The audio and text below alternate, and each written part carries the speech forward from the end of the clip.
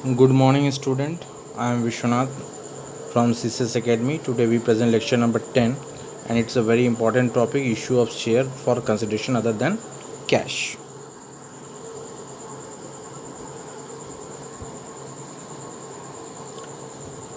ये होता क्या है?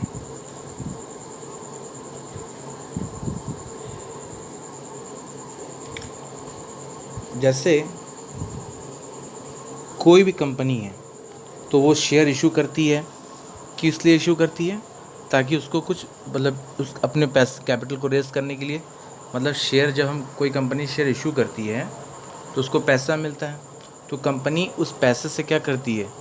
अपने एसेट्स परचेस करती है, जैसे उसको बिल्डिंग खरीदना हुआ या लैंड खरीदना हुआ, एक्सेट्रा वर्क करती है। शेयर इशू करने का मेन मोटिव क्या होता है? कैपिटल रेज करना, पैसा आएगा, कैश आएगा, पैसा आएगा, तभी वो एसेट्स परचेस करेगा। ठीक है। लेकिन अब यहाँ पे क्या होता है, जैसे मान लीजिए स्वाति नाम की एक कंपनी है और पायल नाम की एक कंपनी है। पायल अपना बिजनेस बेचना चाहती है, ठीक है, वो ख़त्म करना चाहती है। अब स्वाति नाम की जो कंपनी है वो पायल कंपनी के बिज़नेस को खरीद रही है। तो बदले में यहाँ पे जैसे जब हम पायल कंपनी का हम एसेट्स खरीदेंगे तो बदले में उसको कैश ना पेमेंट करके हम उसको बदले में क्या दे देंगे? शेयर इशू कर देंगे। इसी को हम लोग बोलते हैं share issue for consideration other than cash. Share खाली पैसे के लिए नहीं होता, कुछ अदर एक्टिविटीज़ के लिए भी हम यूज़ कर सकते हैं। तो यहाँ पे जैसे कि स्वाति कंपनी ने पायल कंपनी का बिज़नेस परचेस किया, तो जब बिज़नेस परचेस करते हैं, एक कंपनी दूसरे का कुछ अगर बिज़नेस परचेस कर रही है तो कुछ उनके एसेट्स होते हैं, ठीक है। सबसे पहले जितने भी एसेट्स होते हैं हम उनको परचेस कर रहे हैं। तो जैसे पायल कंपनी का अगर हम एसेट्स परचेस कर रहे हैं तो हो सकता है कि पायल कंपनी का कोई लायबिलिटीज़ भी हो, तो हम तो एसेट्स तो लेंगे प्लस उसकी लायबिलिटीज़ भी लेंगे। मान लीजिए कि हमने एसेट्स लिया 5 लाख रुपए का और उसकी लायबिलिटीज़ है 2 लाख की, तो अब हम उसको पार्टी को पेमेंट कितना करेंगे? 3 लाख का ही ना पेमेंट करेंगे, ठीक है, अगर इनकेस हुआ तो। ठीक। तो जब हम किसी कंपनी का एसेट्स परचेस करते हैं, ठीक है, कोई कंपनी है, अगर उसके हम एसेट्स को परचेस कर रहे हैं तो क्या क्या एंट्री करते हैं पहले वो देखते हैं। तो फर्स्ट है व्हेन एसेट्स आर परचेस। तो जो भी एसेट्स है, बहुत सारी एसेट्स होंगी, इसीलिए हमने यहाँ पे वर्ड यूज़ किया सन्ड्री। फेयर वैल्यू पे खरीदेंगे। अब जैसे कि उसके अगर उनके बुक्स में कोई 10 लाख रुपए या 20 लाख रुपए है, उससे नहीं, मार्केट में कितनी प्राइस है उस प्राइस पे हम एसेट्स को परचेस करेंगे। तो जैसे जिस भी कंपनी का हम एसेट्स परचेस करेंगे तो मेरे पास एसेट्स आ रही है, तो हम लोग जानते ही हैं डेबिट व्हाट्स कम्स इन, तो एसेट्स को डेबिट कर देंगे। तो जिस कंपनी से परचेस कर रहे हैं वो तो बेच रहा है, तो वो उसको क्या बोलेंगे? विक्रेता, वेंडर बोलेंगे, टू वेंडर अकाउंट।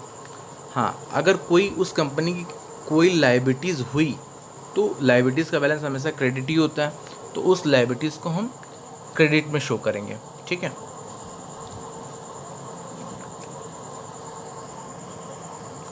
फिर जिस बंदे से हम लोगों ने एसेट्स परचेस किया है, वेंडर को हम कैश तो पेमेंट नहीं कर रहे हैं, हम उसको शेयर इशू कर देंगे। हाँ, कभी कभी कुछ केसेस में ऐसे भी होते हैं कि हो सकता है कि कुछ पोर्शन हम शेयर इशू कर दें, कुछ पोर्शन उसको कैश दे दें, ठीक है, ऐसा हो सकता है। तो मान लीजिए जब वेंडर को हम शेयर इशू कर दें तो एंट्री क्या हो जाएगी? Vendor account debit to share capital account. कभी कभी प्रीमियम पे भी हो सकता है, तो अगर वेंडर को सिक्योरिटी प्रीमियम पे इशू होगा तो टू सिक्योरिटी प्रीमियम रिजर्व बढ़ जाएगी।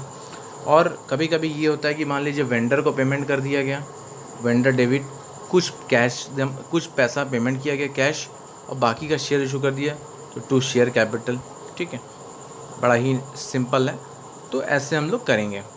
तो अब आइए हम एक एग्जांपल देखते हैं इसका।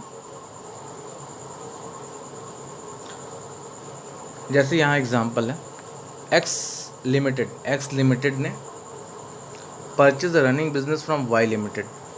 एक्स ने वाई लिमिटेड का बिजनेस 30 लाख रुपए में बात हुई लेने के लिए, रनिंग बिजनेस, ठीक है। फिर कह रहा है payable 40% by cheque and balance by the issue of fully paid up equity share of 100 each. 40% का कैश चेक से पेमेंट कर दे रहे हैं, बाकी जो 60% है उसको हम शेयर से दे रहे हैं, और वो भी शेयर कैसा? प्रीमियम है उस पर 20% का, ठीक है। तो Y limited, X limited Y limited का प्रॉपर्टी खरीद रहा है, तो वाई लिमिटेड का एसेट्स और लायबिलिटीज़ कितना गिवन है ये देख लेते हैं। तो बिल्डिंग है, प्लांट है, स्टॉक है, सन्डे डेटर्स है, कैश है, लेकिन एक लायबिलिटीज़ भी है 2 लाख रुपए की। ठीक, तो सबसे पहले मैं एक छोटा सा आपको एक ट्रिक्स बता देता हूँ। जैसे कि टोटल एसेट्स को, आप पहले एसेट्स को टोटल कर लो, तो 12, 8, 20, 25, 4, 29, 30,30,000 की एसेट्स हैं, सॉरी 30,20,000 की, 2 लाख की लायबिलिटीज़ हैं इनकी, तो उसको माइनस कर देंगे। इसका मतलब है 28,20,000। लेकिन पार्टी पेमेंट की बिजनेस कितने में तय हुआ है? 30 लाख में। उनको पेमेंट बन रहा है कितना? 28,20,000। लेकिन पार्टी डिमांड कितने का कर रही है? 30 लाख की। तो कोई तो बात होगा उसके बिजनेस में कि वो एक्स्ट्रा पेमेंट मांग रही है। तो ये जो एक्स्ट्रा पेमेंट मांग रही है, जो हिडन है, जो ये हिडन है, इसी को हम लोग बोलेंगे गुडविल। तो वो गुडविल का कितना रुपया मांग रही है? वो 1,80,000। ये हम बैलेंसिंग फिगर से कैलकुलेट कर लेंगे। ठीक है, तो हम इसकी जर्नल एंट्री कैसे बनाएंगे? तो जितने एसेट्स हम परचेस कर रहे हैं उनको हम डेबिट कर दें। जैसे बिल्डिंग अकाउंट डेबिट, बिल्डिंग आपने डेबिट कर दिया 12 लाख से।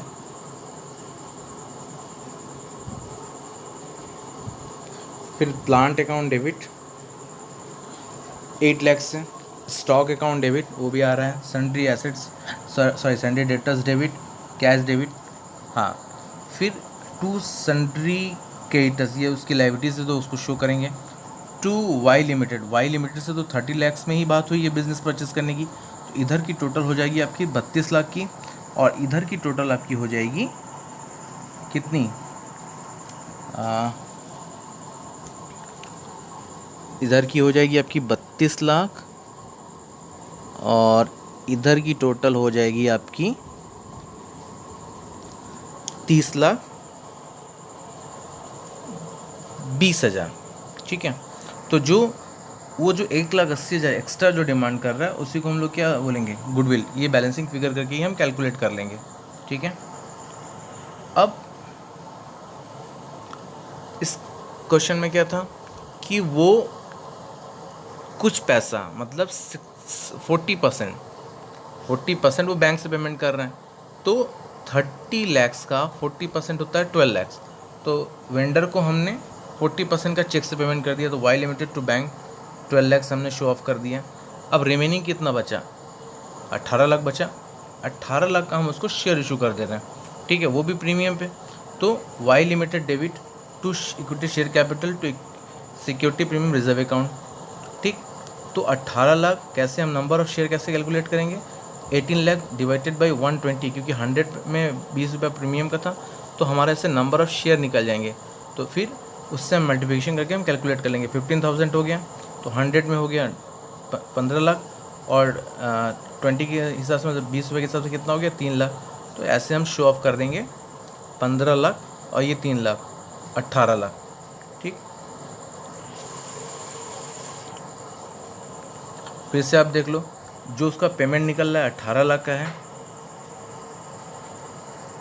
अब उसको हम 100 + 20%, वो 120, मतलब 18 लाख अपॉन 120 करके हम नंबर ऑफ़ शेयर कैलकुलेट कर लेंगे पहले।